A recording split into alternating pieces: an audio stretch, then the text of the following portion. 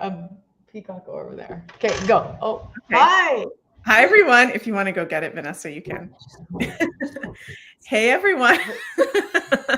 Welcome to the Meg Moonbeam YouTube, Rumble, and X channels. We are live.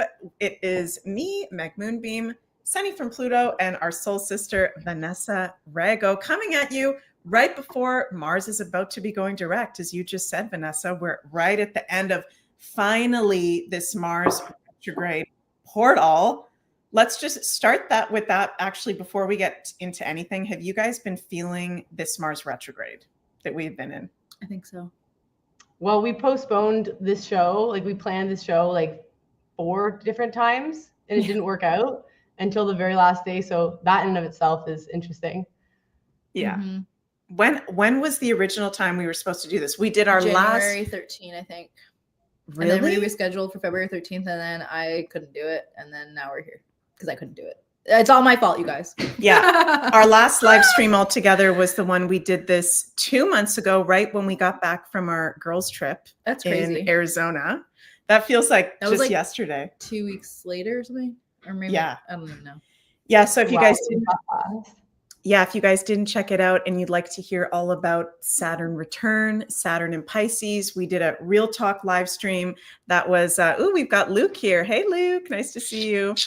Yeah, we were just right on the border, Luke, of the U.S. today. Sandy and I drove very close to Buffalo. So Sandy. We are very close. You just said Sandy. Sandy. Sorry. Sunny. Sorry, guys. I'm not feeling 100% today. So just bear with me, you guys, if I sound messed up.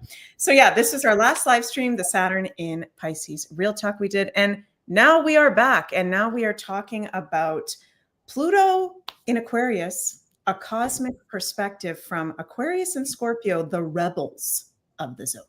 So that's going to be our theme for today's live stream. Thank you guys so much for joining us. Hello, Tim. Hello, a poet and his posse. Very nice to see you guys. So before we get into it, just want to share, you guys know you can find Vanessa over at her Instagram, Water Mama Vanessa. And Sunny, we're going to talk about that pussy power yoni oil that's up there on the screen. I used that today. Oh, I've been using it too. We'll get into that. This is cool. Okay, we will get into that. So you can go find Vanessa there. And Sunny is over at Instagram at Sunny from Pluto, where she's got her Mexico pictures. You just come back from Mexico. Also, my iguana vlog is live. Iguana vlog is live. And Instagram at the Scorpling Shop. So, okay, first of all, how are we feeling? Okay, Vanessa, let's start with you. How's life? How are you doing? I know that's a very big question. You're still in your Saturn return. Both of you guys are still in your Saturn and Pisces return. How's that going? That's a great starting point because we did our last call, us three, at the midpoint of Saturn and Pisces. And my intention for the second half of Saturn and Pisces was really to okay, I lost my mind. I experienced Saturn return for the first time. I started kind of getting the quality of that energy. And now I'm like, okay, let's sit down and do the work. So that's Pisces, whoa, what the fuck? Saturn is crazy. And now I'm like, okay, teach me, Father. And that's been going really well these last couple months. Actually, I've been very devoted to certain practices and studying currently Tibetan Tantra. Wow. And it's very activating, and it is definitely a way of life and a huge devotion. And I think it is. I feel it. I see it. I know it. Crystallizing my Saturn return. Thinking about that's funny because since I've been doing this work, I haven't really talked about the Saturn return too much. Pre-devotion, I was always being oh my God, Saturn. It was this looming thing. And now I'm in my body more. So that's really helping me. And that makes a lot of sense because Saturn in Pisces is not embodied, opposite of Virgo, bringing it down, and this is not a Saturn in Pisces video. So this is, that's how I'm doing. I'm second half of it. And coming out of this Mars retrograde is interesting too, because I feel like I did have a lot of action, although the action was very internal. Like I said, the action was sitting down to do my meditations. The action was devoting myself to slowing down, which seems contradictory, but that's retrograde energy, I guess. That's really retrograde energy. It is a contradictory energy, and slowing down has been the theme. But overall, I feel great. I did a mediumship demonstration last Wednesday for the first time in like a month or two, and it felt like the best formal demonstration I've ever given. Wow, that's cool. Yeah, it was great. Are you still, Vanessa, in the training of the mediumship, or are you actually offering mediumship readings at the moment? No, I'm not offering. I'll let you guys know. Well, maybe on our next show, I'll talk to my teacher. I feel very like you know what? I probably won't offer until after my Saturn return. That feels like good for me, you know? Just learning, devoting, and then I can like feel confident in my adulthood to like make the decision to hold that for other people. And I love that. That's so beautiful and so cool, because I was just talking to a client about that yesterday, actually. When we're through some of these biggest life initiations, whether it's through an astrological transit, like a Saturn return, or like, Sunny, what you're having right now, hope you don't mind me saying, with Pluto on your moon, like transit Pluto exactly on your natal moon in Aquarius. Some of those big things are like if you're pregnant or if you're, moving, these are some of the biggest life changes where you can't hold as much space for others as a space holder and a practitioner. You can't be doing, the readings as deep or, holding space for others, because you yourself, are going through such a big process. So I love that you just said that, Vanessa, because that you're honoring yourself, and it's going to be so potent, whatever it is that you're going to embody and offer out there after the Saturn return. And like we talked about in our last Saturn and Pisces show, we aren't fully an adult until we've gone through that Saturn return, right? And when we were all in Arizona the last time, you brought to my attention that our spinal, what was it you said, Vanessa? Our spinal spine like forms. What's the word? Fluid? Was it the fluid? No, it's actual spine itself. But I forgot the word that Graham uses, who's an osteopath. And the spine, I'm hearing the word crystallized, but it's something like that. It finishes formation at 30 years old. Wow. And that was, honestly, everyone who hasn't seen that video, go check it out and watch that whole video. I feel like we just said so many cool things that we can't start referencing because we got to do this video. Right. Exactly. It was just so full of gold. Yeah, for sure. So definitely, you guys, if you feel drawn to, go check out our Saturn and Pisces mid-transit, which still applies. We've just passed the mid-transit mark / Saturn return. What degree are we at now, Meg?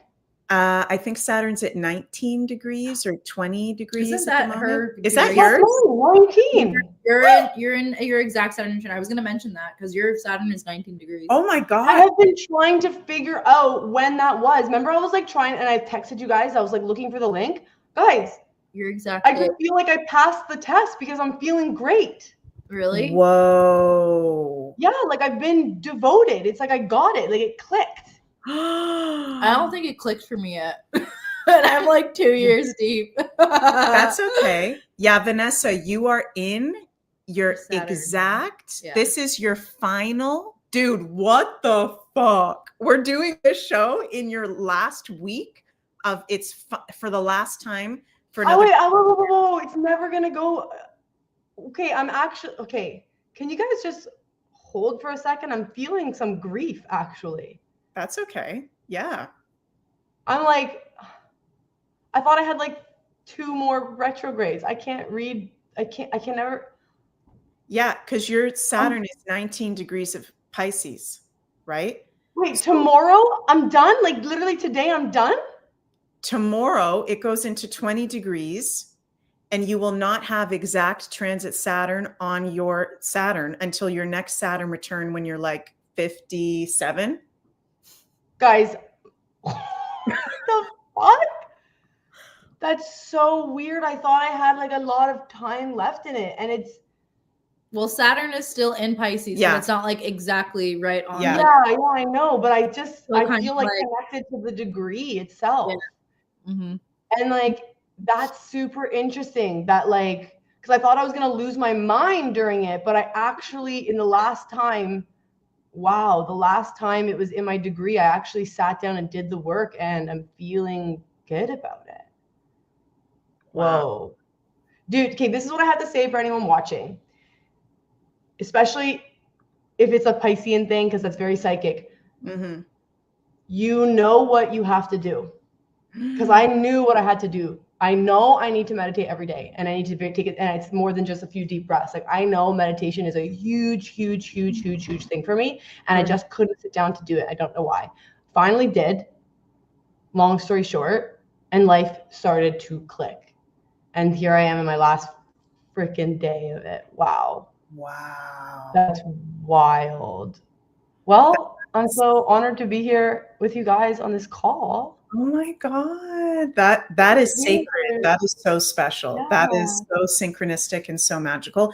And 19 degrees is a Libra degree. Don't know if I mentioned that to you before. Oh, interesting. Yeah, I have a lot of Libra guys. And so, I hear someone saying Digbean16 saying breathwork too. And yes, when I say meditation, I don't just mean meditation. I mean meditation, movement, pleasure, and connection. So we're referring to all of those. Wow. Mm-hmm. It's so interesting too, because, and I mean, everybody has their own unique experience, right? I noticed with my Saturn return that it wasn't until I was past the mid-transit, it wasn't until the last, actually 3 months where I went, wow, I get it. I get it. And I could feel kind of the lightness coming back. So I think it's different person to person. Vanessa, that's freaking wild that it's the last day. You're in for a great 29 years ahead. Thanks, Marsh Dojo. On the note of this, you mentioned Scorpio before. Let's honor some of this mediumship and grief. The fact that I felt grief there, I haven't felt that particular type of grief since I realized I started my Saturn return. When I learned about it, I didn't know that I had started, and I had of grief because I was like, I'm never going to be a child again, and I'm already done, you know. And then today it was like, whoa, I'm never going to be in my first Saturn return at my degree again. It was smaller grief today, but definitely honoring that and what's becoming so present to me right now in all of this. Like, what is the gold? And it's like it's the same thing everyone says is like, be present. Like, it's right here, right now. Like, what is this? There's medicine in everything. And sometimes the medicine is a little bitter, but can you get acclimated to a bitter medicine? Yes. That's beautiful. And how synchronistic too. Jenny. Hi, Jenny says, my oldest daughter is 19 degrees Saturn return.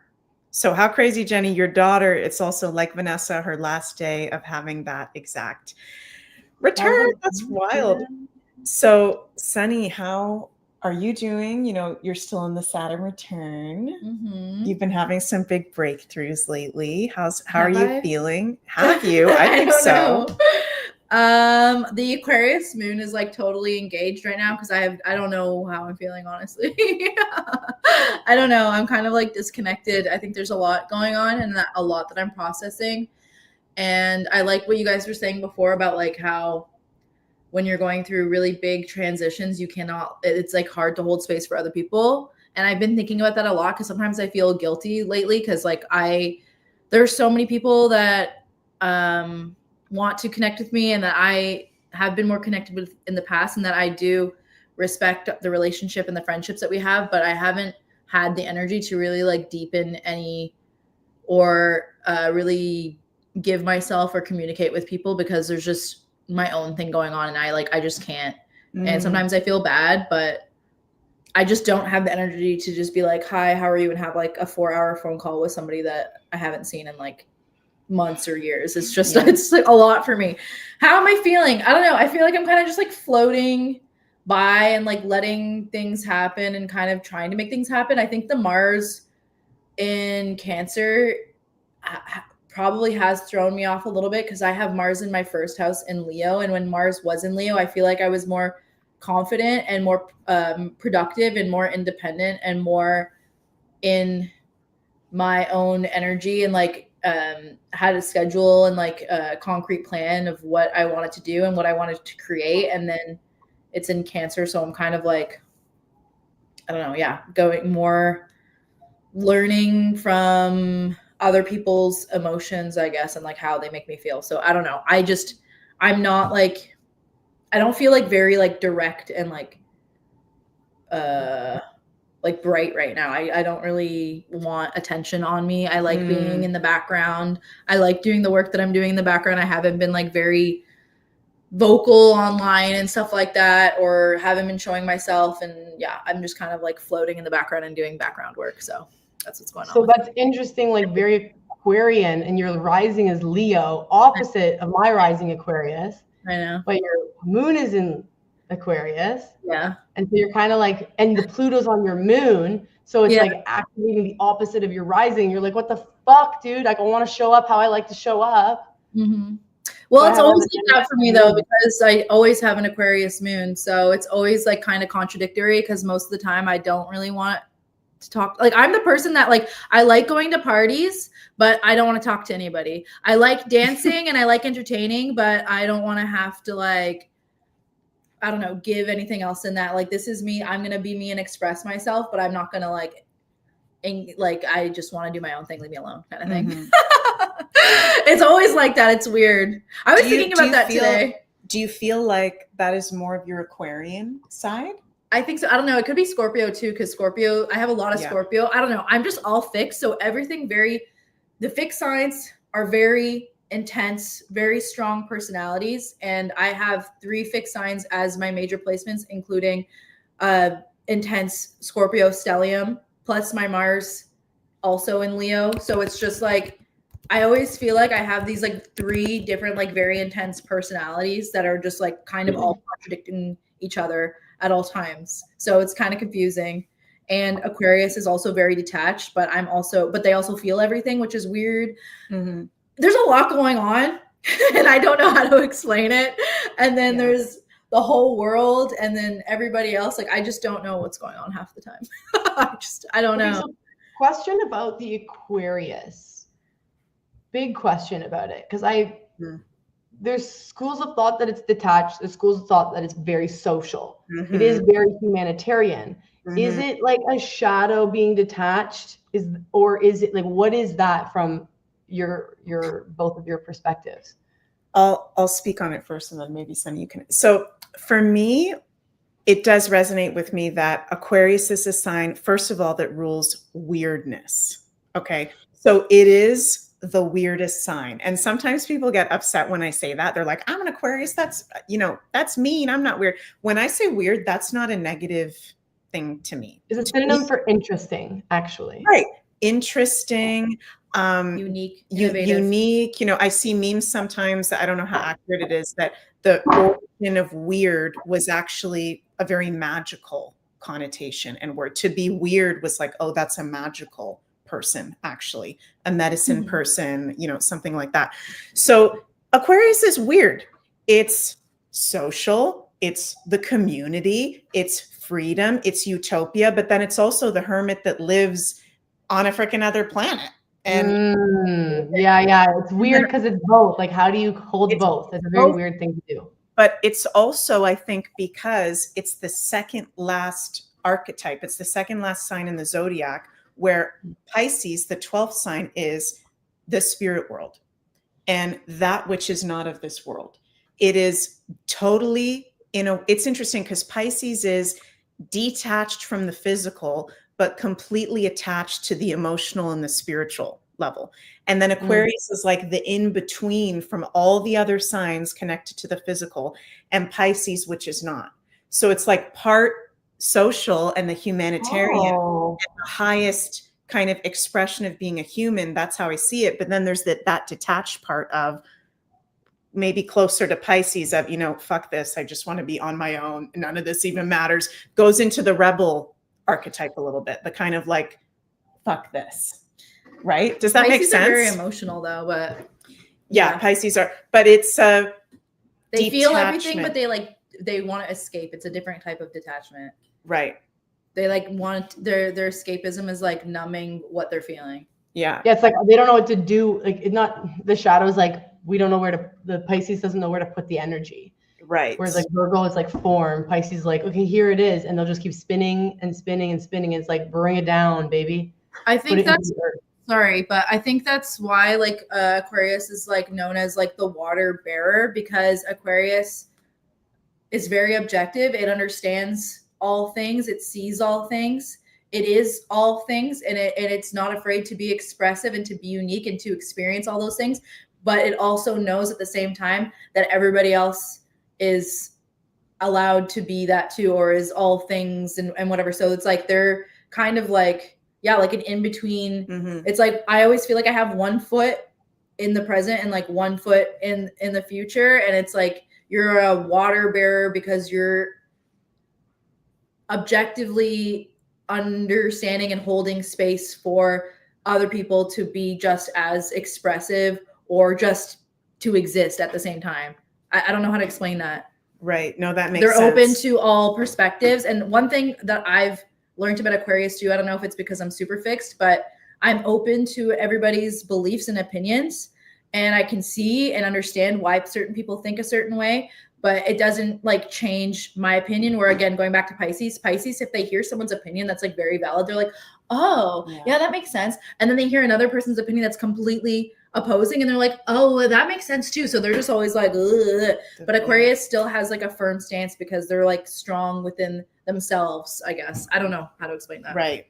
Another thing about having an Aquarius moon that I've learned is that it's sometimes really hard to put thoughts and insights into words. And I wish that everybody was telepathic because things are happening so fast and energy is happening so fast constantly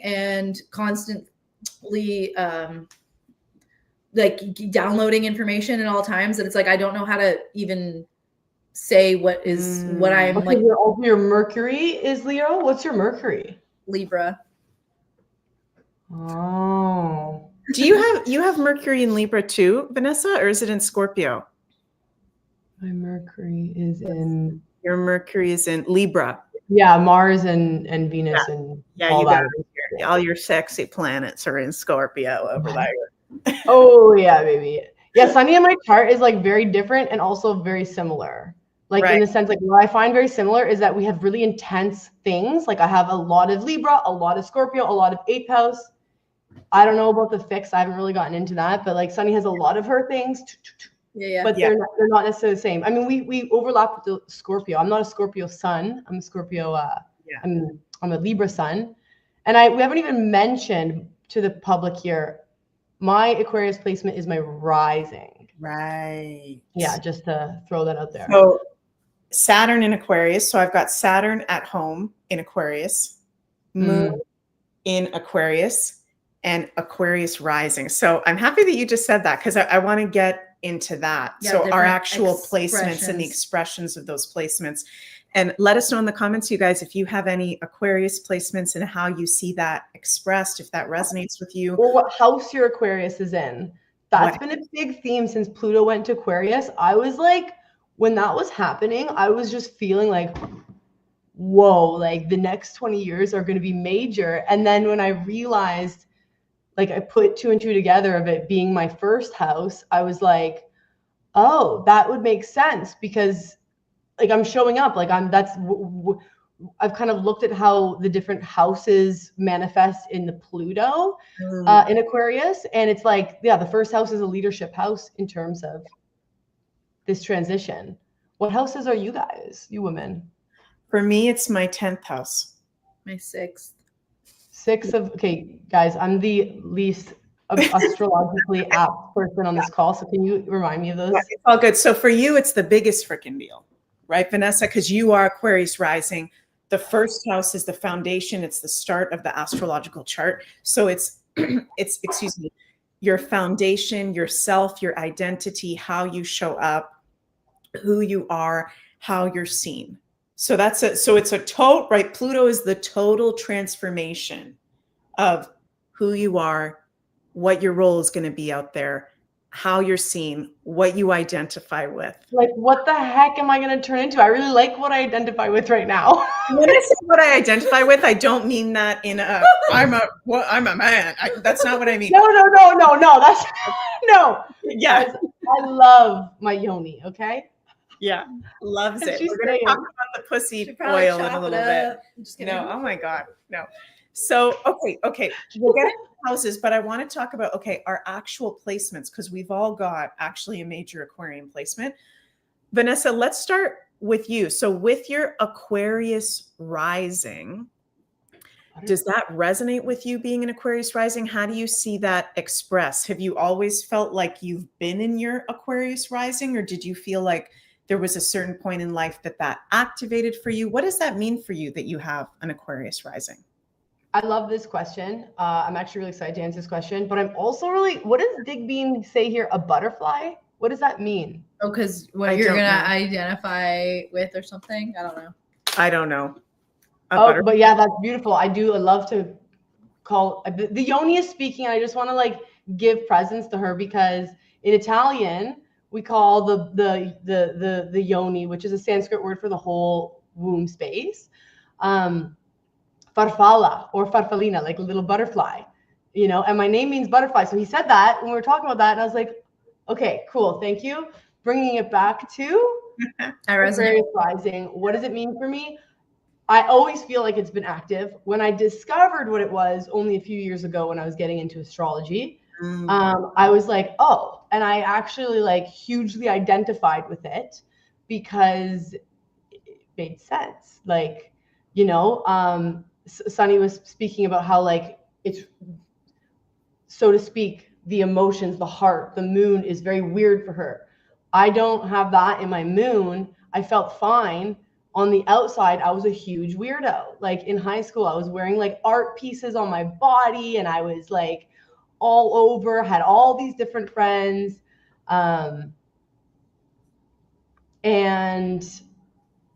I feel like I was very much so in balance.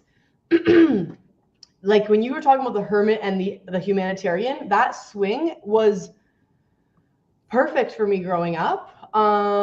Hit Saturn return, and it was like, oh my God, I'm weird and no one loves me while I'm clearing, as I speak, all the wounds of what I had experienced growing up, feeling like I don't belong. That has been major last like year and a half, 2 years.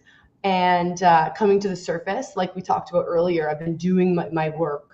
I've been embodying and doing the trauma, just actually somatic, working it through my system with my devotions to my practices. And I'm integrating that. I'm integrating that it's medicine, and that like my weirdness is my medicine, because that's always how I felt. Saturn return came. It was like, okay, now in your experience of childhood, being the Aquarius rising, going out there, doing what you did, having your hermit time, having your social time, hosting fundraisers, like how fucking Aquarian, I hosted an annual fundraiser. Like, now it's like pause, and I'm like, whoa, I actually got hurt a few times. I didn't like that. And I'm weird, and people don't love me because I'm weird. And that probably plays into a lot of my many Libra placements as well, including my Sun and my North Node and my Chiron and my Mercury. So Libra wants to be loved. So there's a little bit of a tension there, right? Because Aquarian is weird, and Libra is like, I don't want you to dislike me. And even if you don't dislike someone who's weird, you might not, I see a lot in certain familial groups or whatever, and you go out and you have the group of girls, and they're all, and I know you two will resonate with this because you're Scorpios. Mm-hmm. The group of girls, and they're all kikiing, and they all know each other. There's like 20 of them, and I'm like, that's not me. I would love that, but it's just like, I sit down and I'm like, yeah, so when's the last, my sister, okay, this is a funny story, and this might sum up a lot of what I've talked about in terms of like, I'm getting into Tibetan Tantra finally. Like I've been interested in Tantra since I was like 7 or 8. and I'm finally like studying and devoting to it. And I'm also an Aquarius rising. Apparently, and I don't remember this, actually a lot of Aquarius rising Tantra sect moments were I've had a lot of those moments. I just like went into a room with her and her friends in high school. I was in grade 12 and she was in grade 9, so it was around that time. And I was like, hey, so do you guys masturbate? And my sister's like, get the fuck out of here. And I was like, what? Actually, when I was 5, I learned about what sex was, and I went home to my mom and said, Mom, like, do you have sex? And she was like, what's that? So I like taught, it's weird. It's weird. And like my interests are very, like one of my main interests is sex. And so that has had a lot of crossover. My old girlfriend swears this happened. I don't believe it. But I apparently opened the door when she was getting dropped off by her mom with nothing but, Sunny, you might remember this. Remember my medicine sack? It was like a leather sack I wore around my neck. I don't know, maybe. Yeah, I put like herbs. I was wearing nothing but my medicine sack apparently. And I was just like, okay, bye.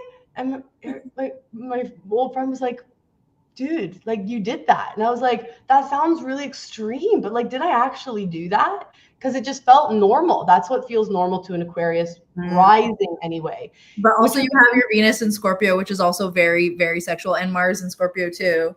Yeah. It's funny because I've had certain similar situations with people as well when I was younger, talking about sex, and everyone's like, what are you even talking about? Mm-hmm. The masturbation thing came up for me too. I remember, oh my God, I got in so much trouble because I was telling my first boyfriend on MSN what masturbation was, and he didn't know. And his mom looked at his messages, and then she called my mom, and I got in so much trouble for like being like talking about that. And then the sexual shame in this world. Let's just that for a whole other we're like kids, but still, it's like I'm a kid talking to another kid. It's not like an adult telling him, hey, you want to jerk off, kid? Like we were kids. And I remember some of my friends told me too that I like told them that boys had penises when we were like in kindergarten. And I like drew a picture of like a penis, like a diagram of like a penis. Oh my God, you're bringing back really interesting memories of kindergarten. I remember being in the back and like, again, the shame meets the interest. We're like this, like kid, we're junior. I don't remember if it was junior or senior. And then they're like whipping out their dicks, and it's like, oh, what's that? But like, I know this is bad, but it's not bad. But like, if we get caught, we're in trouble. Like, yeah. And it's weird. If people think it's weird, I have tons of stories. Yeah, I harassed the boys in kindergarten. I got in trouble. I got kicked out because that sexual energy is there. And we're not saying that kids should be sexual or anything. Well, it's just natural. It's just energy. Those feelings start to come up at a certain age, and when you have the Scorpio placements, can be more intense than other kids. Yeah, and it can be kind of uncomfortable for the other kids as well when that's getting activated in you. Mm-hmm. This is bringing up our upcoming project. So I propose we pin this whole conversation, including the kids' sexuality and everything, because I'm going to speak for us three. We are not into this sexualizing children. No. Children's innate sexuality is a completely different thing. Yeah. Right. So just to clarify that, let's pin this whole sexy thing, because our project that we want to birth is very much so a sexy based project. So yeah, totally agree. So Freaks report. Okay, we're just gonna ignore there's a weirdo in the comments. So okay, so thank you, Vanessa, talking about the Aquarius rising. So it's always been active. You've always felt it freaking really active. It's interesting because I like asking people about the rising in particular. And this is just a side note that I'm going to ask you, Sunny, about your Aquarius moon. But let us know in the comments, you guys, if any of you feels like sharing around your rising. Did your rising always feel activated, or was there a certain age when it got activated? Because for me personally, and Vanessa, I know many people like you that's just like, yeah, it was always fully activated. For me with my Taurus rising, okay, yes, that's always been activated because I've always been into music. I've always been into food.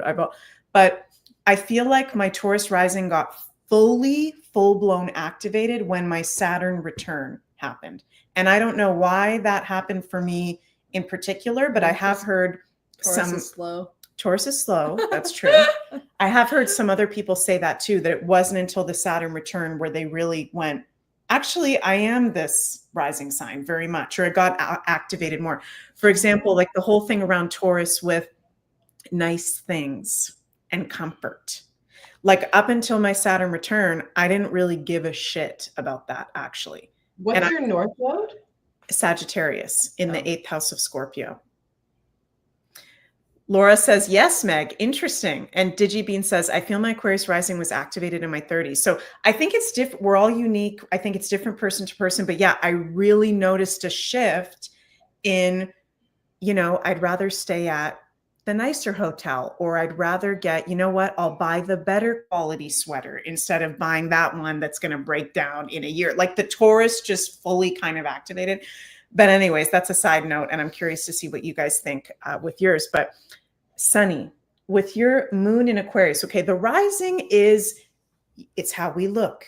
It's our outward being. It's our physical body. It's parts of our personality. But then the moon is our private self and our emotions and our home and our family as well. How is that expressed for you with your moon in Aquarius? Moon in Aquarius is very different from sun and rising Aquarius because yes, it's internal and it's your emotions. And like we said, Aquarius is more of like an intellectual sign. Yeah. And I noticed that lots of Aquarius suns, like I feel like I have similarities, or I can understand Aquarius suns and Aquarius risings. Like there's obvious personality traits that are similar, or ways of thinking or like perceiving things. And I noticed that especially for Aquarius, for Aquarius women and men, like in their sun, they're very social, and they have a lot of stuff, little projects going on. They're just like very busy in life, and they're very social and have like lots of friends and stuff like that. Aquarius moon, I feel like is more isolated and more isolating. And I feel like lonely a lot.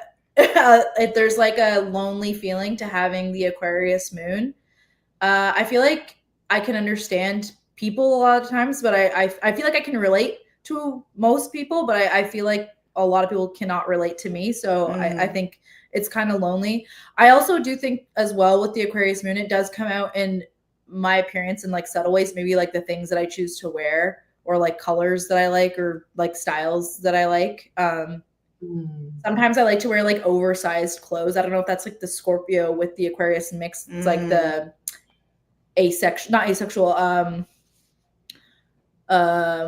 androgynous kind of thing. I feel like I don't want to I just want to kind of be like a spirit, like floating. So I don't like give my body shape. I just like to wear oversized clothes. I like it. I think it looks cool. I don't know. It's like kind of tomboyish. But yeah, Aquarius moon is very, it's hard to tell people, or again, verbalize your feelings and have people, let people in. It just feels like really isolating. And I am a very emotional person, but I'm also like very detached. I don't know. It's like the weirdest thing. I can't even explain it because it doesn't really even make sense. And it's hard. You have so much Scorpio too. Yeah. It's like I love to look at the other parts of the chart and see how they're influencing that, because it's going to pull out certain qualities. Yeah, sure. Yeah. I think Aquarius moon is really cool. And I think Aquarius moon people are very psychic, and I think they are very claircognizant. Like I just know things. I don't need to like, I am not really interested in looking like at current happenings and stuff. Like I'd like to sometimes, but I don't need to. I just kind of know what's going on, and I know like I can find the truth of things. I can just see like beneath the surface, and I've always been like that. But again, that could also be the Scorpio. But I think Aquarius is very, moon especially, is very like claircognizant and very innovative. And I feel like there are like genius qualities to it. I'm not saying that I'm a genius, but I think that Aquarius does have like in general genius qualities. Sorry to interrupt you, but I think you guys are geniuses, and I'm not bullshitting when I say that. Everyone I know with Aquarius, I feel like they're a genius. Just interesting. I genuinely noticed that with you guys and other Aquarians, you guys. And what does genius mean to me? Like you guys are on You have another operating system of taking Like the info. It is very alien. It's like your operating system is on a different level where you do not just see things from the physical perspective. You're taking everything in from the physical, emotional, mental, spiritual, maybe even other realms in that all at the same time, and then dissecting it. And it fucking blows my mind whenever I hear, in particular, Aquarius sun, moon, and rising placements. Like, you guys just talk about life and just see what you guys do is very innovative. It blows my mind. I'm constantly like, wow. So I think, to be honest, it sounds a little like toot, but, and I'll say from how I perceive Sunny and how I feel about myself, I feel that way. And I didn't, maybe there's just a little bit of an activation because back then, because when people started pointing that out to me, I don't know if I was ready, and my ego got a little fucking knotted up over the last like decade. Pointing what out to you? What did they point out to you? Sorry. Oh, like using that particular word, genius. Oh, like hearing that word, and I was just like, wait, what? Like, I'm just doing my thing. Right. So maybe I didn't actually realize I was very different until any later, but it feels like forever by now. There was something that Sunny said I wanted to point out. Aquarius moon is like very inverted. So it's like, I always knew that I was different. It's just different. It's like, because it's the moon, and yes, maybe I'm very smart in certain ways, it's hard to like show it outside of maybe closer relationships and like because it's inside. So I don't know how to like show or like bring whatever I'm a genius, my genius to the forefront. I don't know how. And okay, so this reminds me of when we were sitting in the hot tub, us three, and Sunny and was talking. Okay, me and Meg were like, yeah, like, and I've actually taught that exact formula, and then I added some stuff to one of my clients. Sunny was, we were like, how do you do boundaries? Me and Meg were like, we're working on it, but you kind of seem to do it pretty easily. Yeah. And she was like, oh, I don't know, I just do it, and I was like, no. Like, I kind of went into coach mode, and I was like, I don't remember what I did, but I kind of like pulled it out of you. And what she produced was this like very easy, simple, like me and Meg were like, whoa, that's. I can simplify things that people, that's one thing about Aquarius moon. I think I can simplify things like spiritual modalities or like teachings. I can simplify them for people who think that it's like very complicated. It's not. Like spirituality and energy is not complicated. It's just happening. It's just how we're putting our own like human thoughts onto it. And also another thing about the boundaries I found out too is that yes, it's unhealthy to have very loose boundaries, but I'm on the opposite spectrum where like my boundaries are very rigid. So that's not really healthy either. Yes, I could teach people how to have boundaries, but it's also like I also need to learn how to maybe break down my boundaries a bit too. So that's something that I learned. But can we? Yeah, and going back to what Vanessa just said, do you remember what it is that you said to us? Because that was a break. I remember. Vanessa remembers everything I say, so you ask Vanessa because I don't know. You don't. What was it, Vanessa? What did I remember. I literally had taught a client this. It was very simple. When you don't feel comfortable. And the challenging part of all boundaries, by the way, is awareness. Okay, awareness. Yeah, that's it. When you make the choice to do something about it, and if you know what the choice is, then you can act. And this is the behavior you can choose to take if you have the awareness. You feel uncomfortable, set a boundary. It's an experiment essentially. Yeah. See if the person, give it space. This is a key. Take a step back and observe. See how the person responds. If they don't respect it, remove yourself. Right. Like, it's stupid simple. Is that what I said? Yeah, that is what you said. I think I said something to like give them a second opportunity, because sometimes it's like I ask myself, okay, is it me that I'm being triggered by this person? And even if you are, that's still valid. You don't have to have a reason.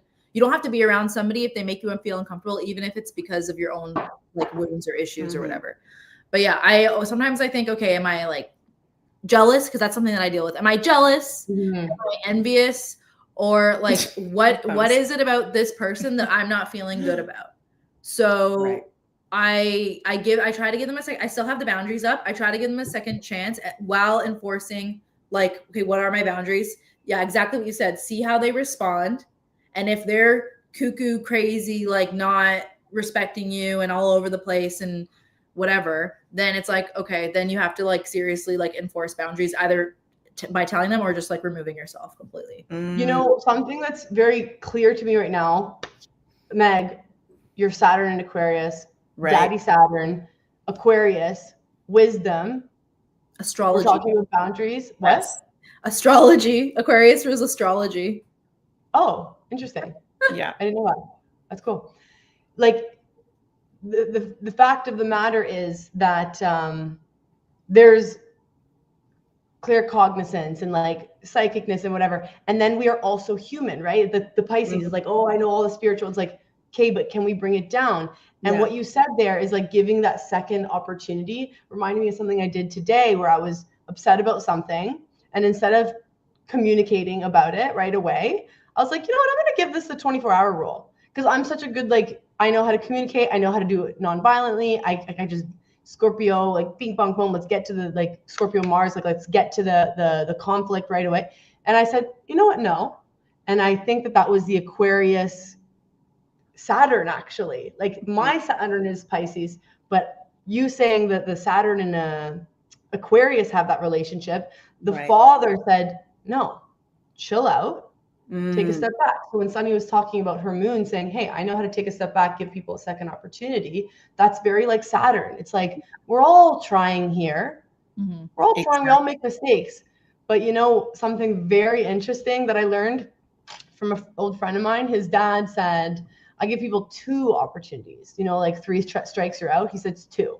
Everyone makes mistakes, but if you do it again, I don't have time for this. I said, not even 3? And he's like, why do I have to give 3? I said, yeah, that's pretty intense. But anyway, I digress. Yeah, there was just like a really cool circle there of like Aquarius. I haven't really put 2 and 2 together that Aquarius is Saturn. Oh, that's so Isn't that trippy? Traditionally ruled by Saturn and also modern ruled by Uranus. So 2 rulers. So Saturn ruling Capricorn and Aquarius is the systems and structures of life. Capricorn being the physical systems of the politicians, the governments. Here's the rule book, follow the rule book. Here's the taxes, pay the taxes. And then Aquarius is the invisible systems, the trends, the markets, the consciousness, the collective consciousness. It's the invisible systems. The Aquarius moon, I don't know if it's with the other Aquarius placements too, but like I always know what's going to be like in style. Trendsetters. Like a year or 2 years before. And I don't know style, but I just start wearing things and then all of a sudden I'm like. And that's part of, sorry. And I'm like. Yeah, that's part of the genius. Is that it's not that Aquarians are better than the other signs. It's that you guys are attuned to the higher consciousness naturally and the future. Yeah, the future. And someone has to bring that through, right? Right. So when you do the trend, it's usually from the future as an Aquarian made placement, and then everybody else freaks out. Oh, I experienced that too, Sunny. I really did. And this is where that like Saturn lessons of the belonging and the hurt is coming and processing itself now, because I feel a little bit like embarrassed to admit, but I've been experiencing this whole like, what the fuck, I did that first. And I never really experienced that too much, except for when I was like a kid and my sister was copying me, but that's natural. Yeah. But it was like, hold on. It's not only that I did that first. Okay, fine. But I'm trying to build a business and y'all aren't buying. Yeah. And I did it first. Like I've been doing this. Like what the fuck? Yeah. You know, and that's something that I have to process in my energy space. And I get that. Then things will expand to become magnetic. But that was a wound. It was just like, and not only did we do things first, I'll speak for all the Aquarians here. We got abused. Yes. And that's a very strong and intentional word. We have been abused and we have taken shit from a lot of people, and we just took it because we knew what we were doing. Our soul, especially as children, and when I say children, first 30 years, like first, you know, we just, I'll speak for myself, okay? I just kept going. And I now, as I'm doing this trauma work and I'm doing the whatever and I'm doing the breathing and I'm going in, I have memories coming up and like I'm sitting with the actual feeling of it finally. And I'm like, oh, that hurts so much when that person, that group of people said that to me. And I was just like, yeah, of course they're going to say it to me because I'm me. But I didn't really, there's like, so there's a lot of, and that's not maybe that's another lesson, right? The victim becomes the victor. It's like, we had a lot of abuse. And it's like, oh, okay. Or looking at it from the perspective of like, yeah, leaders are obviously like is Aquarius associated with leadership? I think it can be. I think it's more the community in the group, because the opposite of Aquarius is Leo, which is the leader. Right. The star. Yeah, because they express themselves differently. So it's not the forefront leader. That would be the people who are like, people are buying their business. But Aquarius is like what's feeding the Leo the information. Right. So we just don't get the clout, as the kids say. Exactly. And I think that point that you brought up, thank you guys so much for the super chats. I really appreciate it. I think what you're saying around the, what was that you just said? The abuse. I experienced that with my Saturn in Aquarius in my 10th house. Right. So for me, I have Aquarius in the 10th house. My public reputation and my career and my legacy and how I'm seen.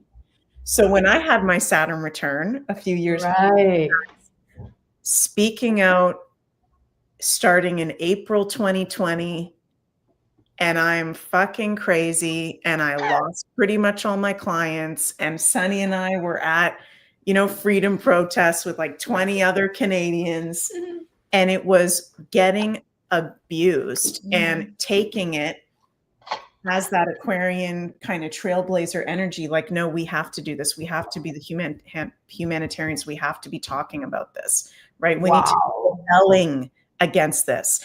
And this is part of why I wanted to do this video with you guys, because that ties into the rebels of the Zodiac. And Pluto being an Aquarius, whenever we have this transit, these are some of the most rebellious times in history when we have Pluto in Aquarius. So like the last time we had Pluto in Aquarius in the 1700s was the American Revolution, the American independence, the fucking America became the freest country in the world. Holy. And it gives me chills like whenever I think about that. And the people who did it had their own Plutos in Scorpio and Sagittarius. Which is what do you mean people? What about that? Like the people who were part of the revolutionary soldiers. The revolutionary people had Pluto in Scorpio and Sagittarius, which is is that by chance or is that always going to be that way? It's always going to be that way because of just the ages. But so people in like their late 20s, well, like people who are coming up into their adulthood, who are going to be, the world, who are creating the new world or whatever, the new generation, those people were Scorpio and Sagittarius. Pluto. Pluto. Yeah. Oh. And then what's interesting is the time before the Pluto and Aquarius transit before that in the 1500s was Henry VIII and leaving the Catholic Church and creating divorce. Wow, which is huge. If something doesn't resonate anymore, you can separate. Aquarius, to separate, to detach. Henry VIII. Right? Henry VIII, yeah. Which I wasn't there, right? So I don't know what he was really like and all that, but it was a time of rebelliousness and him and them going, no, we're actually going to leave this certain way of. He wanted to fuck. He has the same birthday as my dad. He was fucked, yeah. He has the same birthday as my dad. Oh, really? No, I didn't think he was fucked. I said he wanted to fuck. Yeah. Oh, yeah. He was a new wife. He was a Cancer. So, something I've learned about Cancers is that they're like a little bit worse than Scorpios in that way, to be honest. Oh. In what way? Like in sexual way. They can be, I'm sorry, I don't want to offend any Cancers, but they can be very shady and like secretive, I think. Well, not that I think, but I've experienced. But my dad's Cancer. Sorry, Dad. My ex-boyfriend is a Cancer. I know his history, and my current boyfriend is a Cancer, and I know his history. So That's all. Dang. That's all I'm gonna say. Not a Cancer Lilith. What does that mean? Cancer Lilith, that's like the dark, our shadow side, our dark side. So Lilith is like, you can have your shadow side come out in the home environment, or there can be some sort of ancestral wound that you've had to. I've heard so many different perspectives. It's like the part of you that cannot be denied, but yet it's also the part of you that's hard for you to accept. So you can't deny it, but hard to accept, which is very Aquarian. It's a very Aquarian theme. It's like contradictory. Mine's Taurus. I don't know. Mine's Pisces. That's a whole, we're going to do a whole other thing around Lilith, you guys. Lilith is like the vampire goddess. Yeah. Yeah, that's actually what is inspiring our, may I say? Oh, my ear's ringing. You may say. That's confirmation for our project. I mean, just the connection of what our project is about. Oh, yeah, wait. Oh, yeah. We all have our Lilith in the 5th degree, which is the sex degree. Guys, the math on this though, how many degrees? There's 31, right? Including 0? No, 0 30. to 29. There's 30. Oh, right. So 30 times 30 times 30, 27,000. So the chances of us 3 all having our Black Moon Lilith in the 5th degree is 1 over 27,000. So when we found that out, we were like, and it's like the sexual degree. The 5 is like, oh yeah, baby. So that's another pin. I'm doing a lot of like advertisement for our project because I'm stoked about it whenever it blooms. Yeah. But anyway, we're talking about Cancer. What were we getting off about? Yeah, I wanted to start to tie into this Pluto in Aquarius transit that we are in right now. So how have you guys felt since Pluto? We're talking about so many other things. Since Pluto has but it leads up. Yeah. No, it leads up well to, we understand the Aquarian frequency. We have major placements with the Aquarian frequency. So now that we're coming into this Pluto and Aquarius transit, what does this mean for you guys? And what advice do you give for others now for the next 20 years? And it's not a normal Pluto and Aquarius transit because it's Pluto being in Aquarius while we enter the greater age of Aquarius. Yeah, there was like some foreshadowing of that last year too, because I noticed that like Aquarius went into things like this, all these things went into Aquarius on like the same day, and I don't know if that was like normal, but I had particularly noticed that like in my journal, and I was like, whoa, and like we're approaching this age, like what the hell is actually happening here? I mean, in terms of the age, I know that Aquarius is like different, and this whole metaverse seems to me like a shadow of the Aquarian age that is dawning upon us, like living offline. So I think like, when we talk about expressions, we can look at the whole chart and how things are influencing each other, but we can also just like sit in our power and understand that we can pendulum and we can get stuck, or we can find balance of integration of shadow and light expressions of a sign. And I think that that's a big like flag that I want to hold up for the next 20 years and beyond, is like, check yourself before you wreck yourself, essentially. Like, where are you pouring from? Like keeping things in balance and then pouring from that place. And if you're off balance, that's going to get messy. And I know I'm kind of getting a little bit poetic here. I'm being clear enough? Sense, yeah. Okay. Is like, what are your true intentions? This is what came through major for me on November 19th when Pluto went into Aquarius. It was like, what are your true intentions? Like, not lying to yourself, tuning into our soul's desire. Like, if humanity is expanding and we are like the greater good of all, it's like, what is actually bringing you peace and joy and all the things that you want? And if that means not inviting that person to your party because something says not to do it, honor that. Honor that, because you don't know what your intuition is calculating. You don't know if they either just stabbed you in the back, or maybe you saved their life because they would have gotten hit on the way. You don't know. Because when you're saying, oh, I should invite that person to the party, you're pouring from an ingenuine place. You're pouring from obligation. You're pouring from, and that, so that was like a major thing for the next 20 years that came through on that day. It was like, just keep yourself in balance. Like, you know, the, I'm thinking which pentacle card is he like holding the scales of justice and he's throwing the coins? Like the, I don't know. the Six of Pentacles. I think Like it's, the charity one. yes, exactly. And that's one of the cards I pulled on my reading on that day. And it was like, wow, that's charity. That's humanitarian. That's Aquarius. But make sure you're in check. Like, he's holding the scales. That's it. Right. It was like, wow.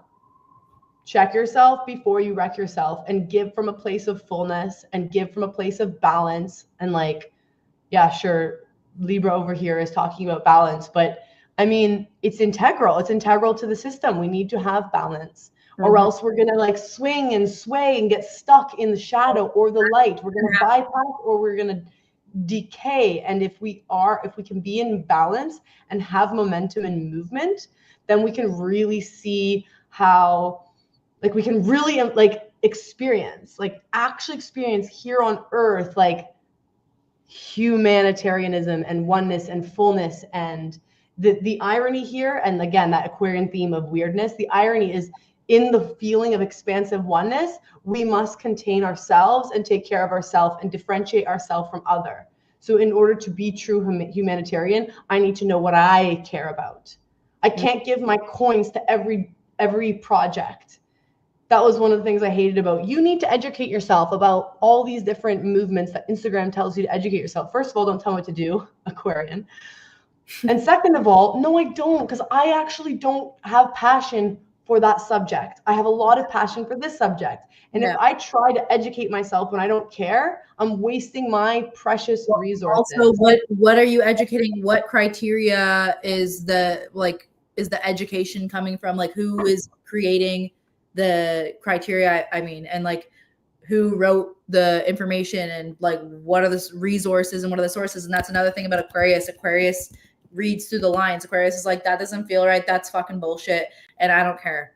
I love that. And like pointing to the fact that like education is your own experience. Everybody has different perspectives and perceptions, and everybody has different beliefs, especially in a world where like so many things are fabricated and none of us actually really know what's going on. And none of us was there for every historical or world event or every age. So nobody really fucking knows. So don't tell me to educate myself on something that I don't give a shit about, that you probably somebody made up, and now you're a fucking zombie of that subject. So thank you. Right. And it's like, I'm experiencing my perception of the situation, and that's a form of education. That's the form of education. That's the only indisputable form, is like your own experience. Yeah.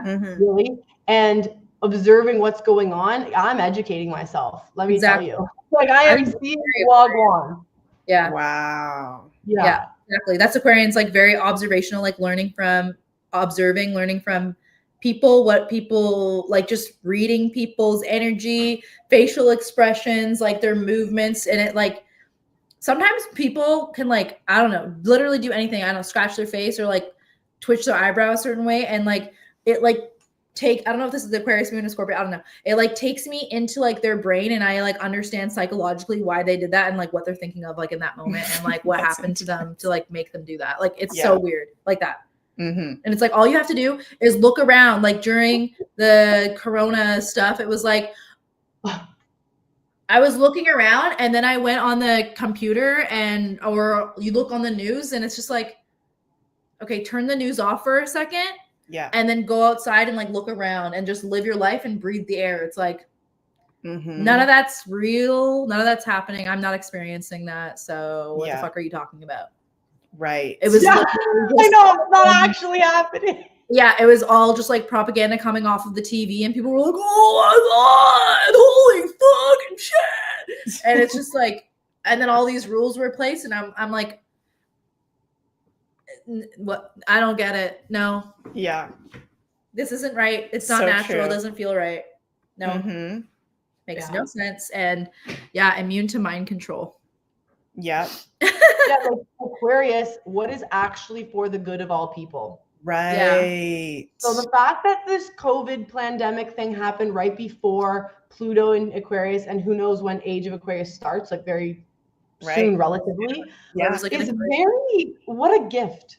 Mm-hmm. What a gift. It exposes, and then it says, okay, what is actually for the good of all people? It's like if life was a PowerPoint presentation and God was like, see what happens here, and then next you will have this, because whenever this happens, you know that the good will always persist, and this is how the good can persist. You got to listen to these people with it in their first house, and these people are going to be leading it in this house, you know.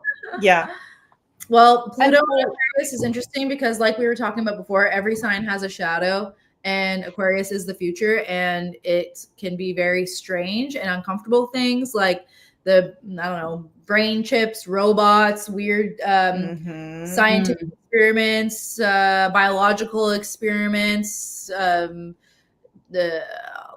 what's the word, surgical experiments, weird stuff like that, medical experiments. And Pluto is an exposer of the shadows, but Pluto is very difficult, but it's also very transformative. So it's like, yeah, we have to see how messed up and ugly things can be before we are like, no thank you, and to transform the ugly shadow aspects of that, which I'm sure we will see in the next 20 years. Hopefully we're already seeing some things now, which is good.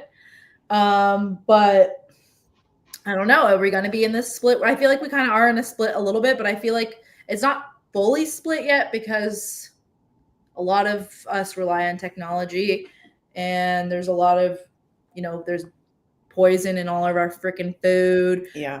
Like there's only certain things that we can do at certain times. I mean, we can fully go off grid if we want to, but they're still spraying the air. Yeah, exactly. It's fucking, the waterways are poisoned. Like it's everywhere. Everything that's what it is, right? Basically everything that is convenient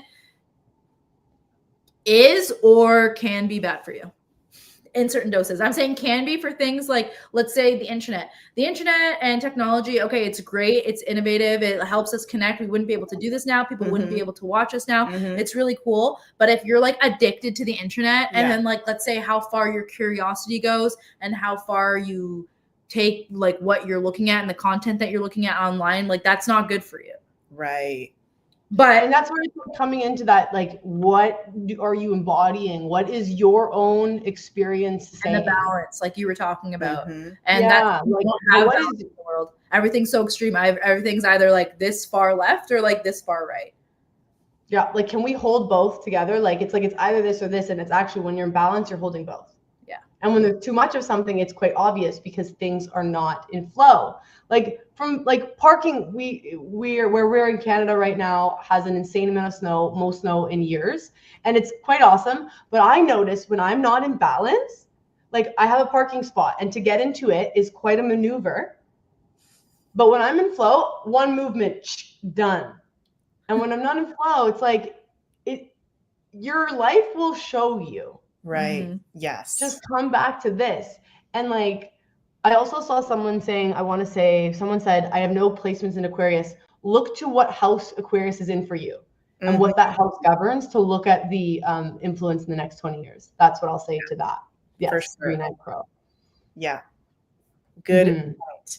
Yeah. So and I love what we've got Carol in the chat. Hi, Carol. She says, love my Pluto Aquarius vibe. Finally able to flow through my life. Death rebirth is easier for me. Let go, move on. And I think it's so interesting because in the like professional astrology community, there's actually a really big debate and kind of contention around, is Pluto in Aquarius, a place that Pluto likes to be, or is it actually the fall position of Pluto? Because not to get too technical, you guys, but Pluto is at home in Scorpio. Okay, it's the modern day ruler of Scorpio. It's exalted in Leo. So it loves to be in Leo. So anyone who's born Pluto in Leo generation, which is the late 40s and pretty much all the 50s, you guys got a very positive Pluto placement. But there's a debate around, okay, because the opposite sign of Leo is Aquarius, and whatever the opposite sign of an exalted sign is would be the fall sign. Sorry, guys, this is technical.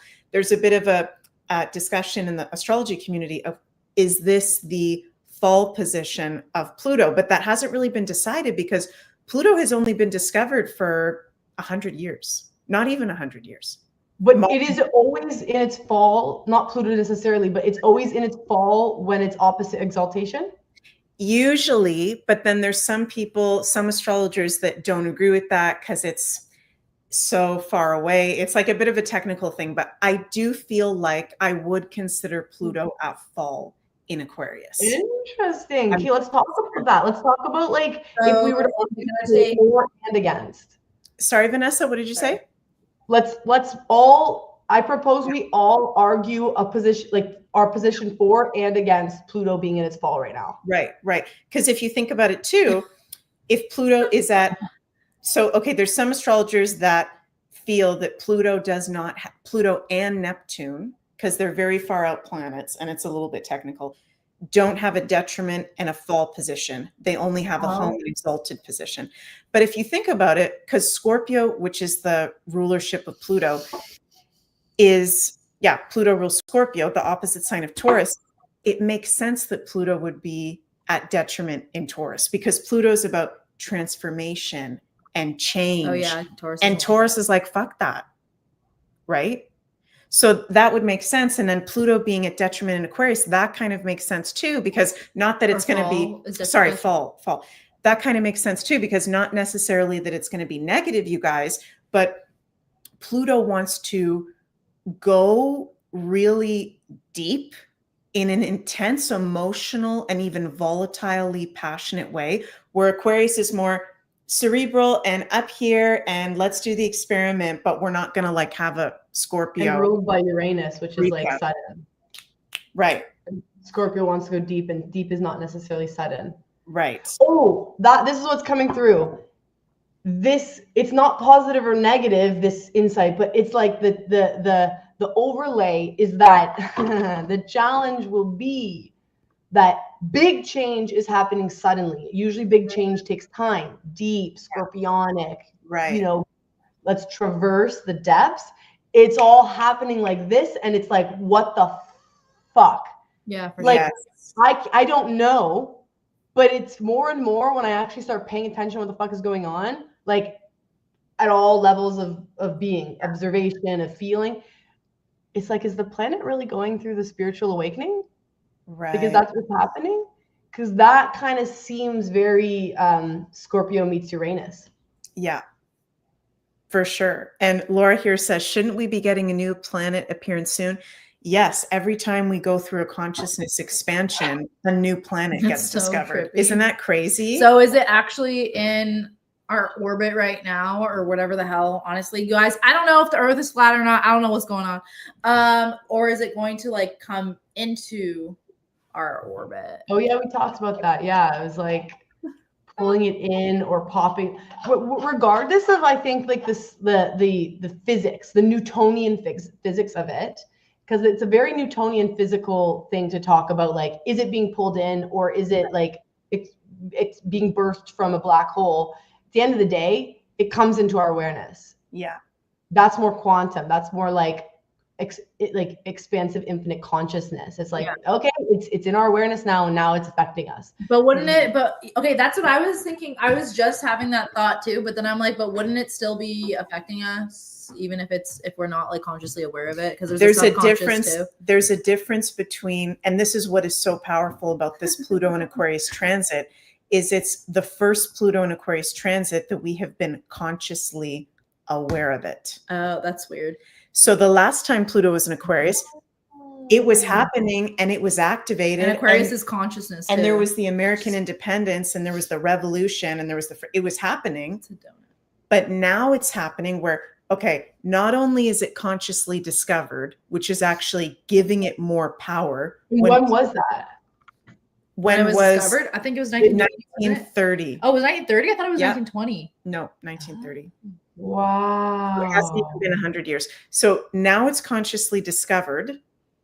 And on top of that, in the sidereal zodiac, in the greater astrological cycles, we're entering the age of Aquarius. So this is like huge Aquarian We're stepping into that frequency. And we have kind of alluded to this, but Aquarius rules freedom. It's freedom. It's the sign of freedom. So yes, it's AI. Yes, it's technology. Yes, it's all these things that, as you said, Sunny, can be used for good. I like technology too. It can be used for good, but if it's unbalanced, it can be used for bad experiments. Here's the thing though. Okay, you want to get really friggin' want me to maybe piss you off? Is like in the chipped up weird ass thing. Can you, not you, I want to use like my words properly to be very impersonal. Can one experience true freedom, free of health issues, free of pain? I can travel, I can, in the metaverse, I can do whatever I want, but my body is not experiencing that. What do you value, right? Like, what do you want? Like, I want to like touch my body, but in the metaverse, maybe you're having these like amazing orgasmic ecstasy experiences. It's kind of a full circle going back into like God in the most disconnected way. But if you look at a circle, or let's say a snake eating its tail, let's honor the snake here. You look at a snake eating the full circle, this is very close. But if there's a wall in between, you have to travel all the way around to get there. And what I mean by that is metaverse and God, very close, but they're very far away. You know? Right. So it's like people might experience more freedom with a chip metaverse in them than they are now because they're stuck in some factory making shoes in India. That's the trippy thing. And this is where Aquarius is weird. And it's also the sign that rules unpredictability. It cannot be predicted.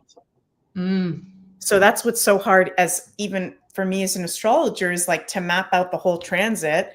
You can't map it out because Aquarius is shocks and surprises and unpredictability. Is RFK Jr. even going to get in? Okay, he did get in. It's the shock of, holy shit, he actually did get in. And now he's the health secretary. Right? Yeah. If he didn't get in, it would have been the shock of, oh no, he's not. And now what's going to happen? You know, how's it going to go? So I think there will be also, we will see the shadow side play out, because with Pluto, it always shows the shadow side. And I do think it's trippy because there are those different timelines. Maybe it is on our timeline. Maybe it isn't on our timeline, where if people choose to get chips, maybe we are going to see that play out. Maybe that's on another timeline altogether where that's going to play out, right? Because that's a big shadow side. It's kind of unpredictable, but it's going to be exciting and very interesting to witness. I think that we would have more freedom. I know what you're saying about the metaverse, and I totally, like, I get that perspective and it makes a lot of sense, but we're in bodies though. Yeah, it's unfortunate that we're being governed what we can do or not do with our bodies, or where we can move them. For example, like we can't go to like past the Arctic or something, or we need to have like certain rules on where we can go and when we can go and what time we can go. So I get that.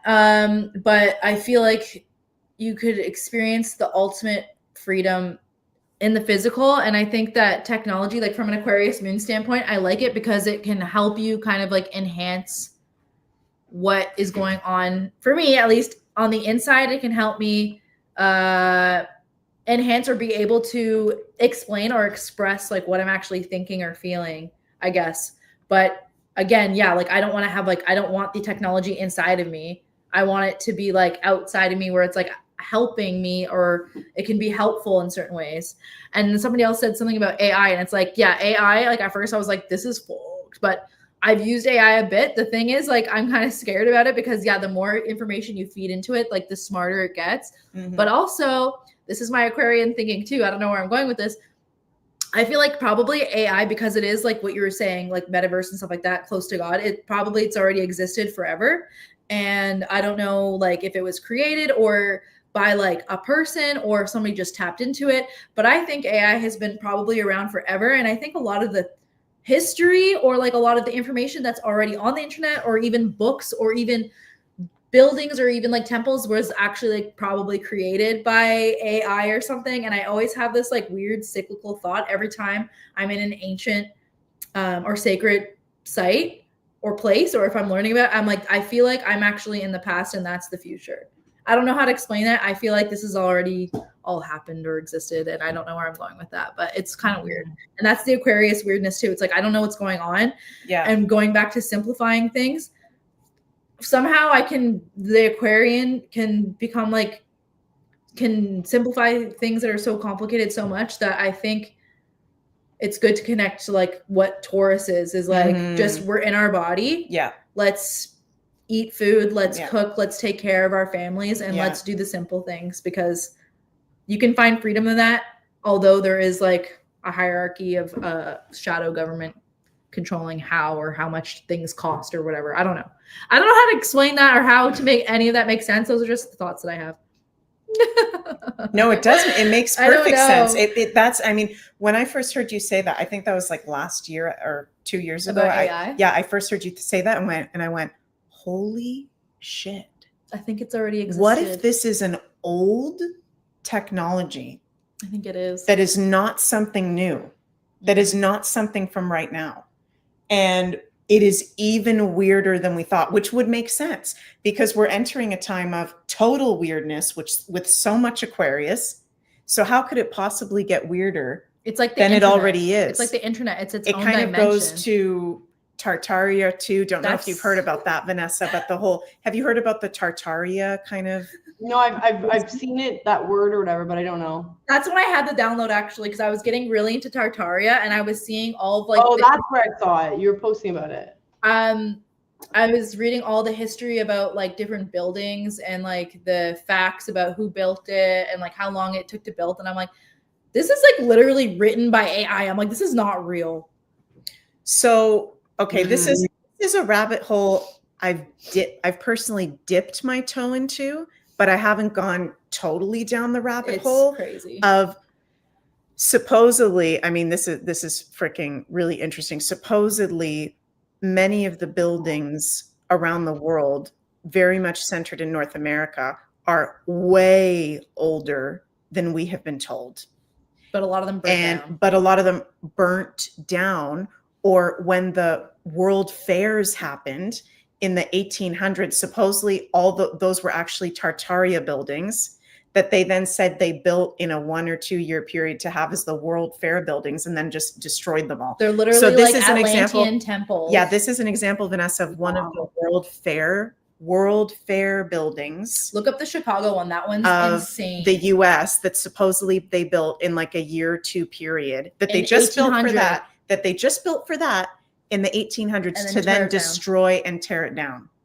So what's the connection then to this this AI being the future? Right. So that the history that was written. I don't mean to put this on you, Vanessa, or anyone watching, but I'll say for me, I think a lot of the history has been a lie. Yeah.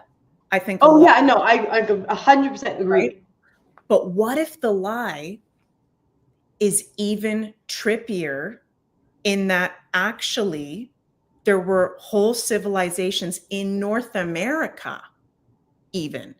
And okay, what does that mean? What does that mean for, the native people that were here, the indigenous people here? What does that mean for all these buildings? Because it's not just these World Fair buildings. It's also like a bunch of the train stations and the churches, or like, it doesn't make sense that this shit was built in the 1800s. So I guess how does that tie into the AI, just in terms of what if these technologies have been used, these advanced technologies, AI, that's an advanced tech. What if this has been around what if it has been here for a very long time and never went away, but then went into like the shadow government?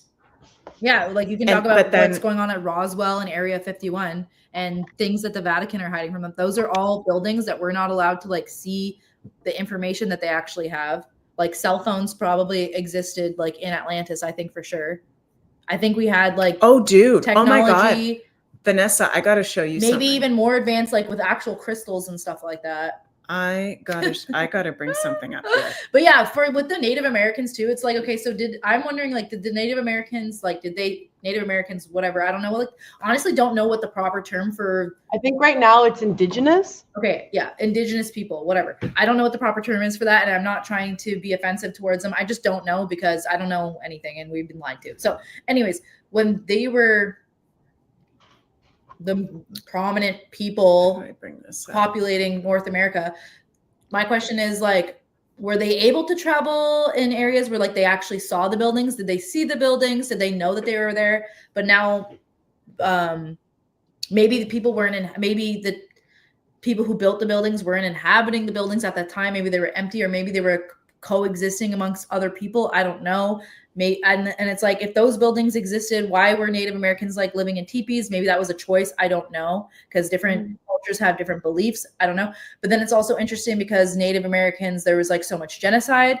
And even in modern times, children were trafficked or kidnapped or murdered, and women are still getting murdered and stuff like that. So it's like, you can't even ask like an elder unless maybe there must be like one or two, somebody that knows something, but they don't even know. Like the people who are alive right now who get the teachings from like their grandparents, like they don't even know, because so many of them have been like murdered and killed, and we're not allowed to talk about any of it. So it's like, why are they getting murdered and killed? Not just because we want North America. North America was already inhabited, so I don't believe any of that story now.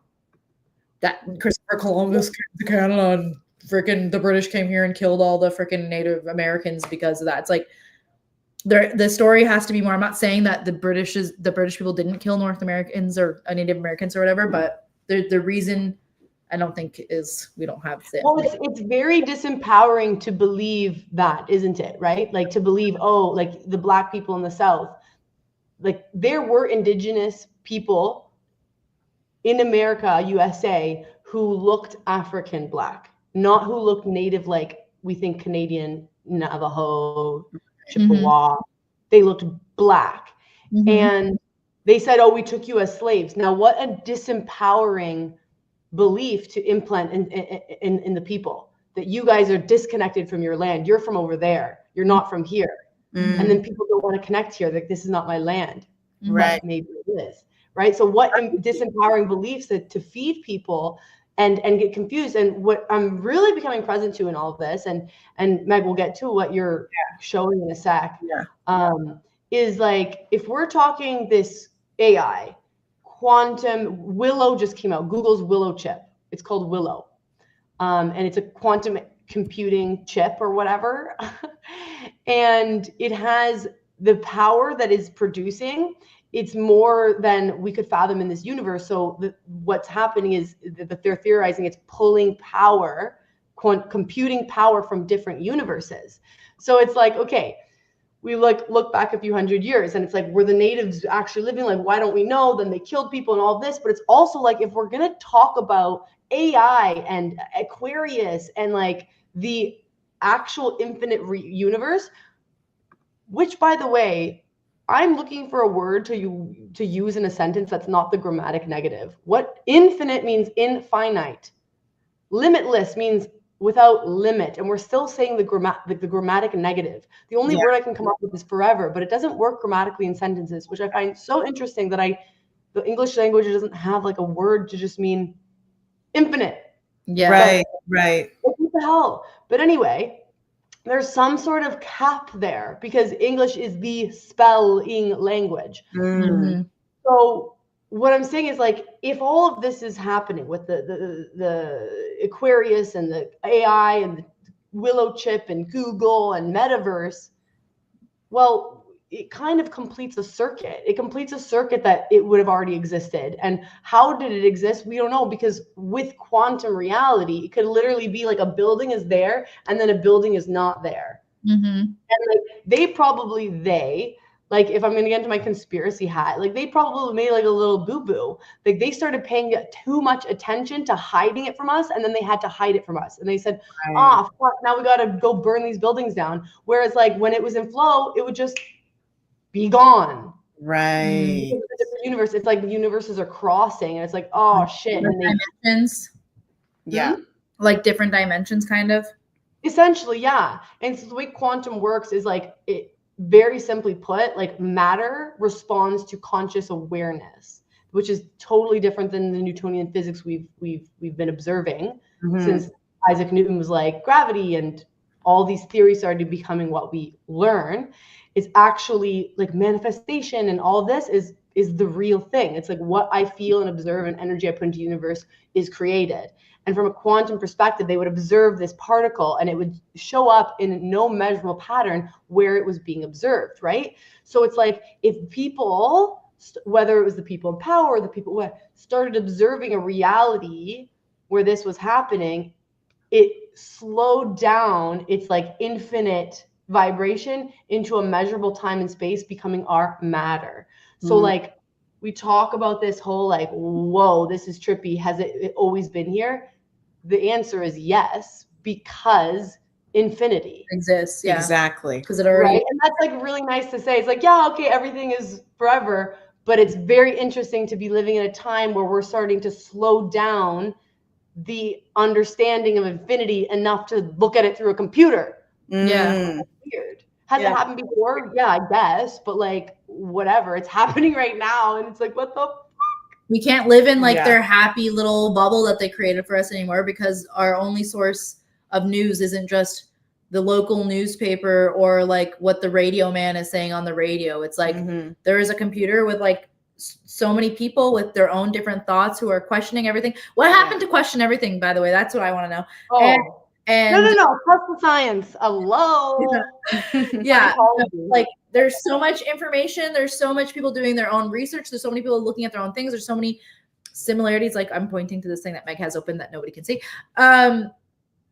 Similarities in ancient cultures. Like so many of them believed like similar things or the same things, or all their buildings are aligned a certain way to the stars or to the sun, like at equinoxes and solstices and shit. It's like, why did they all know that? And now all of a sudden, oh, you're crazy if you think the moon is like 200 years. What? In the grand scheme of things, it was like a few hundred years for thousands and thousands and thousands and thousands, and then a few hundred years ago, we were like, wait, everyone stop. It's freaking nuts. We've been disconnected from, I don't know what happened in medieval times. I know that there was still like astrologers. I think that was more secret. I mean, witches started getting burned and stuff. But yeah, we've been magical longer than we've been whatever the fuck we are now. Yeah.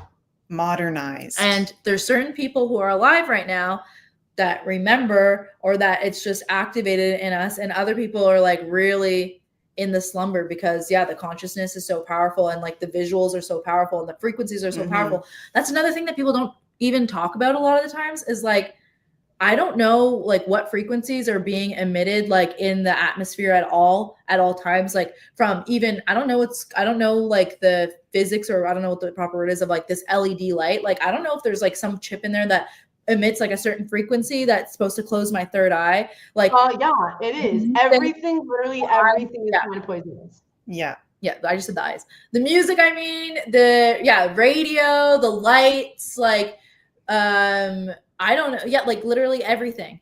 4G, ABCD. It's all trying to fucking poison us. Just in case anyone's at the screen wondering what the heck is this that Meg keeps bringing up. Okay, this is when I went on a pilgrimage in Egypt in 2016 and saw in person the hieroglyphs. Okay, this is at the temple of, if I'm remembering this correctly, Hathor. I hope I'm remembering this correctly. And a lot of the inscriptions have been chiseled out. They've taken away the history. They didn't take when? I don't know when. Probably in they just said, who knows? We don't know when it happened. But the Vatican has all this stuff. And they've taken, from ancient Egypt. They've taken stories out of the Bible too. Yeah. Like the Bible that we're reading isn't even like the full Bible. So all of that is going to be coming. The Vatican's going to get exposed. That's a whole other the Pope is like show. Sick right now. Yeah. But if you look at this hieroglyph, what do you guys see? Airplanes and UFOs and helicopters. Oh my God. Do you see that? That is yeah, like a Zeppelin right there. The Tartaria thing, another thing about that is if you told me this. Yes, sorry guys, I'm loud, I'm Italian, Leo, whatever. Okay, so if you look at like pictures that, pictures were physical copies, they were printed. If you look at a lot of pictures from like late 1800s, 1900s of like skylines and stuff, the sky is actually whited out. But there's some where you'll find pictures where the sky is not whited out, and there's like constantly at all times blimps, Zeppelins in the sky. That's fucking hilarious. Like that was like That's a luxurious way to travel. It was a comfortable way to travel. It was completely safe. And then I guess they did the Hindenburg disaster to make it seem like it's not safe. And then blimps stopped being used. And people owned their own blimps, so you could just go wherever you wanted all the time. Yeah, I remember you saying like people, like rich people, would just have like a blimp in their like garage. It would just be like parked there. There was buildings had blimp landing, so there was antenna. So a lot of old buildings, you'll see some of them still have like a little antenna to the side because that's where you basically park your blimp. Yeah, like my friend Caleb is all into this like stuff about buildings and whatever, and he's shown me like just giant. Oh, when we were in Arizona, we were even looking at like, is that a rock or is that an fossilized hammer, like the size of a mountain? Yeah, or like giant. And you can like Google, like it comes up, and you can see these rocks that literally look like, or people. Like, people's body parts, heads, animals.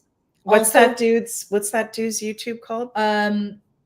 Mud Fossil University. Mud Fossil University. It's kind of hard to listen to because he's like an actual professor, but like he like is in. Are you talking about Mud Fossil University? Or are you talking Mud about Fossil University? My lunch break. No, Mud Fossil University. Okay, Mud Fossil University like goes deep, and then so does My Lunch Break. My Lunch Break. But it's easier. They're easier to watch. Mud Fossil University, like you have to sit there and pay attention because this guy is like, he knows about physics, he knows about biology, he knows about like geology, so he can like see when things are like anatomically correct, like in nature to a human body, but like mass size. He can see like when there's actual like of blood and like iron like in rocks and stuff. So some things that we think are rocks are probably actually like giant human organs and stuff like that. And so like if people were that big, would it be like like our Earth was just like inhabited by like a family? I don't know. Like those are big people. Yeah. Or like not a family, but like a village, like a few family, right? Like you could walk around the world and I don't know. Well, like if the Earth is flat, sorry guys, I don't know, but if the Earth is flat, it could be way bigger than we think it is. Oh, true. True. We have that limit right there. Yeah. Like the firmament. I mean, this is very Aquarian, this whole conversation. Yeah. If you Google the name of his name is Werner von Braun or whatever. Werner von Braun, yeah. He started NASA, okay? If you Google his tombstone, it says Psalms 19:1, I'm pretty sure. And if you Google original Psalms 19:1, it literally says the word firmament in it. It says like the skies and the heavens and the firmament. Yeah, firmament. Yeah. Werner von Braun, Psalms 19:1. Yeah. And firmament, for those of you who don't know, is the dome which they said covered the flat Earth. Yeah. It was like a dome on a flat piece. Like a terrace. What? Yeah. Get out. Wait, okay, Google Psalms 19:1 original text. Okay. Original text. Oh my God, my Google is. This? Oh, snaps. The heavens are telling the glory of God, and the firmament proclaims his handiwork. Day to day pours forth speech, and night to night declares knowledge. Well, also going to The Simpsons, which I don't know why they always put like the truth in The Simpsons, and The Simpsons is the longest running cartoon. Karmic retribution. They had when their movie came out, it was all about how Springfield, like they couldn't leave a certain boundary because there was a dome over like the world, basically. Is that where they live, Springfield? Yeah.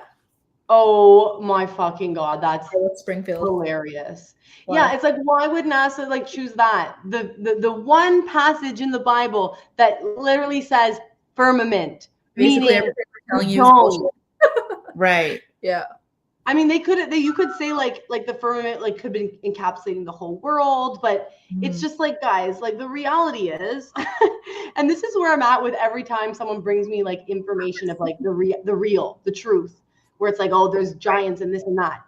On one hand, I am elated to discover and I'm interested in, oh yeah, that's cool, the Zeppelins. It's funny when you bring up the Zeppelins, it always brings me a lot of joy and light laughter. I feel like I probably remember like being a kid on the Zeppelins or something. Because you probably rode in one.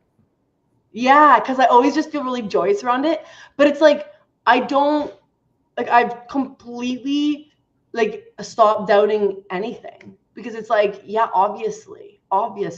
Okay, this is tripping me out because I didn't know that was a thing that people actually are thinking that there's water like in space, because I had like a huge like download at one point that if you go far enough into the ocean, you're just like in space.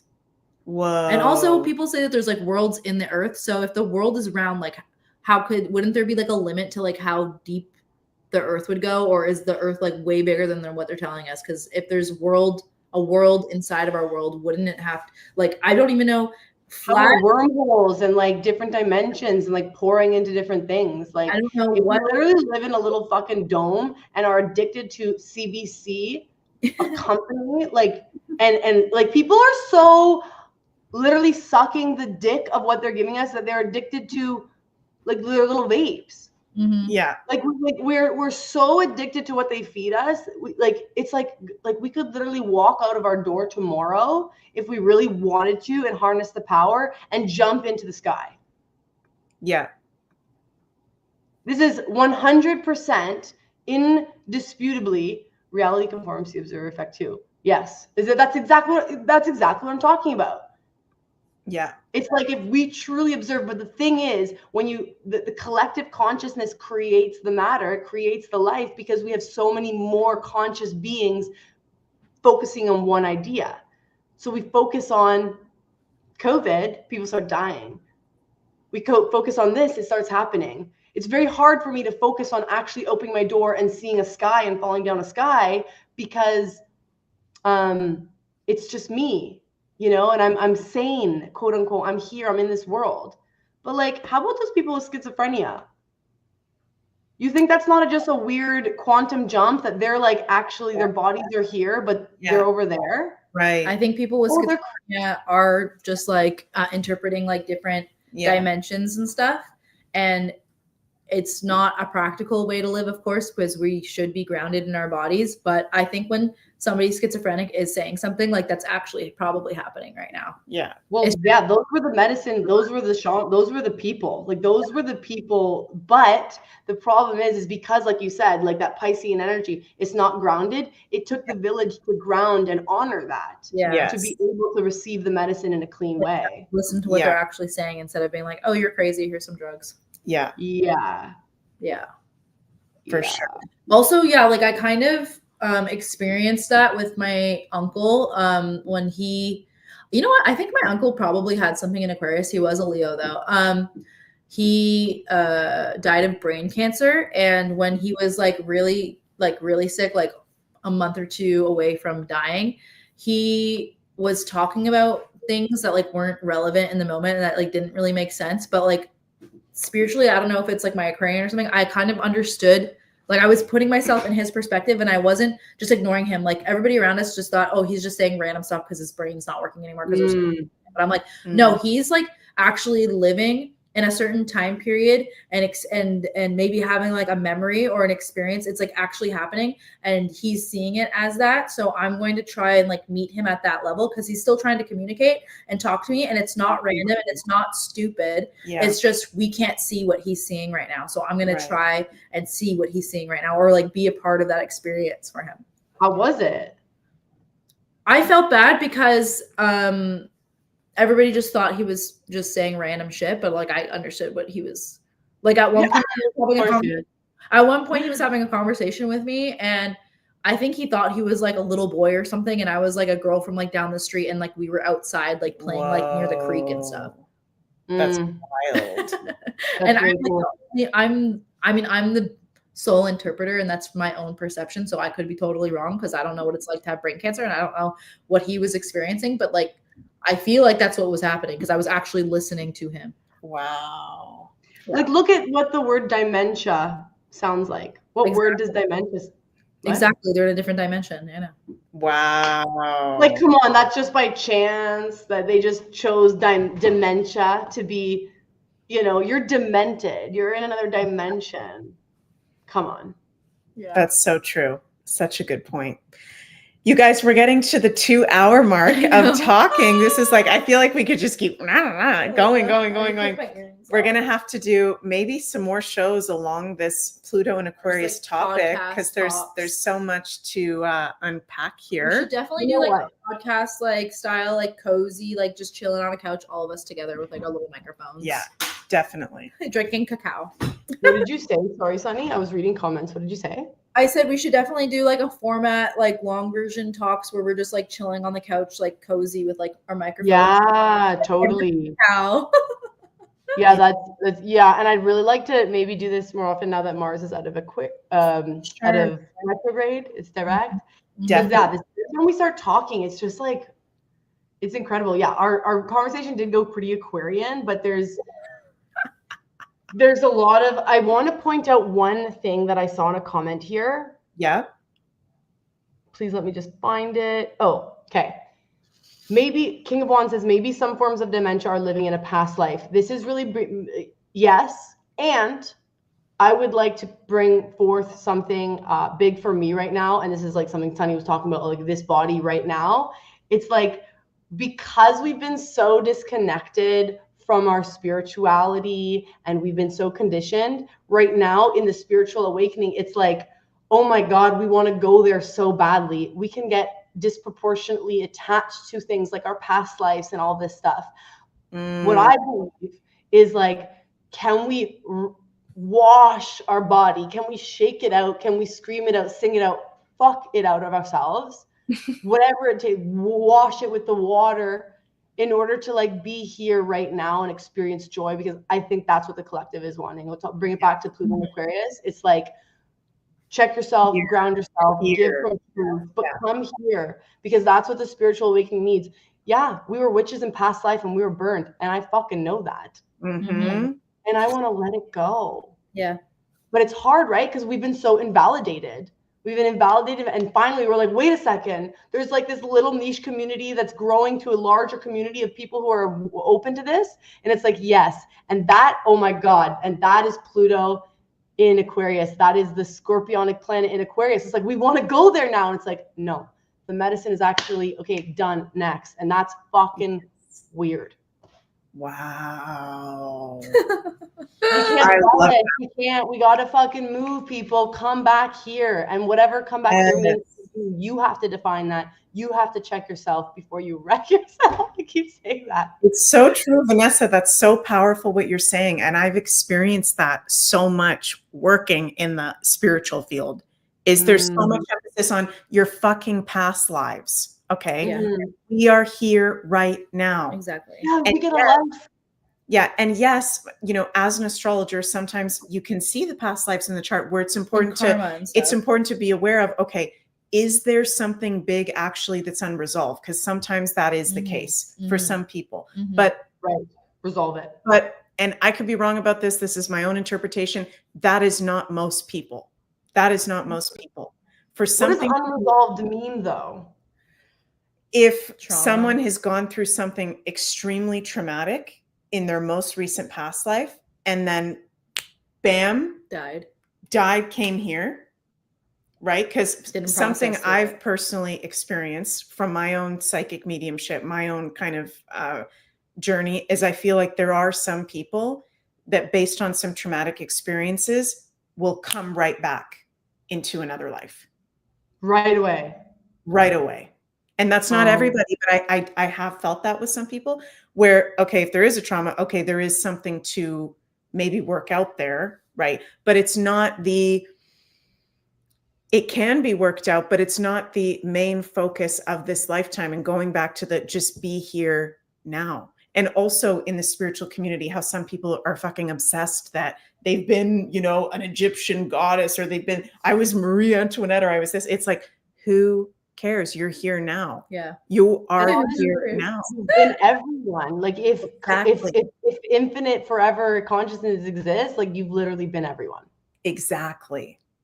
And now it's cool to be a witch, and now it's cool to be a god, and now it's cool to be all these things, and we're like, okay, again, like ego versus reality. It's like, okay, if you were like Cleopatra, why don't you go find a person and have amazing sex for the rest of your life? I keep bringing it back to sex, but it's like, yo, like go experience all the greatness. Like, why do you need someone to tell you like in a vision? And I get it. Like I'm currently transitioning out of that. But like even to your point of not even to your point, the question actually, if we have a few more minutes, Meg, yeah, is what is the difference between someone who needs to resolve it and then someone who quote unquote doesn't? Because my understanding, someone who doesn't need to resolve it means they still have it in their system, and it's just like transmute it, alchemize it. Alchemize, huge word, takes work, but quite simple, not necessarily easy. Devotion. What's the difference between the average person like me, for example, who's just like washing it out of my system, and someone who like died dramatically and is here and they have to resolve it? What's the difference? Well, I think some people are living from the operating system, and this is not most people. This is, I think, certain situations that I've witnessed are purely living from the operating system of the most recent life. So let's say they got murdered. Okay. And then they come here now, and I've had some instances where there were clients that they have phobias for no reason at all. There's a major fear. There's a major issue that makes no kind of conscious sense. They've had a normal life. They had great parents. Their ancestors, we go back to 7 generations. Okay. There was nothing crazy there. Okay. Then we look at, and I don't mean to get too astrological with you guys, but we can look at the south node and the moon to look at the past lives. And for example, if you're someone that has like Scorpio in your south node or your moon or your south node in the 8th house or in the sign of Scorpio, there might be something to resolve or just be aware of, that you're coming from that is the most recent experience. And it might have been one of the most intense possible experiences that a soul can have, right? It's like a murder. It's recent, like a murder or a rape or this betrayal, right? But yeah, but that's not most people. And I would say if you're someone that has some kind of major block, I don't even like to use that word. If you're someone that's going through a challenge in this life that you cannot get to the bottom of based on your experiences of this life, then I would recommend like maybe you do past life projection, past life regression, or maybe you do a QHHT, quantum healing hypnosis therapist. But as you were saying, Vanessa, we don't want to identify with those lives. That is not. Even if we're talking about the current life, like, right. I was raped. There's trauma in the body. Right. Am I going to continue identifying with this experience for the rest of my life, or am I going to do the work? It's a kitschy saying, but it's like, hey, that's the thing, is define the work, right? Like define what that is. And there are ways to define that. And then that's not what this call is about. But at the end of the day, like honoring the past, respecting that it's part of your right now, so that you can wash it out. Like I can't actually honor this. I can't know what how do I word this? To alchemize, we need to know what we're working with. So I know what ingredients to turn this lead into gold with. But here's the deal. The more energy you have, the more gold you can create. And that's a belief that I hold. So I would also recommend that people get intimately connected with your belief systems and like emotionally connected with your belief systems. Choose your beliefs and then figure out a way to integrate them into every like dark corner of your mind when doubt comes up. Because I do believe that our hardest lessons, past or current or future, are our greatest lessons that we're going to teach people. If something, I have to go scratching something over and over and over again, it's so hard for me to understand. I'm studying it over and over and over and over, gaining all these new little pieces, and therefore I can help people. And if that's not Pluto and Aquarius, then like, or rather Aquarius, then what is, right? Like we are in this generation of like let us expand. Mhm. And another thing on the note of charts is like, we kind of talked about this last show in terms of like hacking, like, okay, I'm having a hard experience. Like, let me tune into this part of my chart, even though it's this part of my life. And like, the idea is that we're infinite and we're forever, you know, our chart holds everything. Someone in the comments was saying, I don't have an Aquarius in my chart. Well, you have a house, right? Something is somewhere. The universe existed when you were born. You can tap into every energy you want by going there. And that's like the infinite power of the alchemist. Yeah. So like, that's all I'll say on that. Thank you. I had to just get that out. Yeah.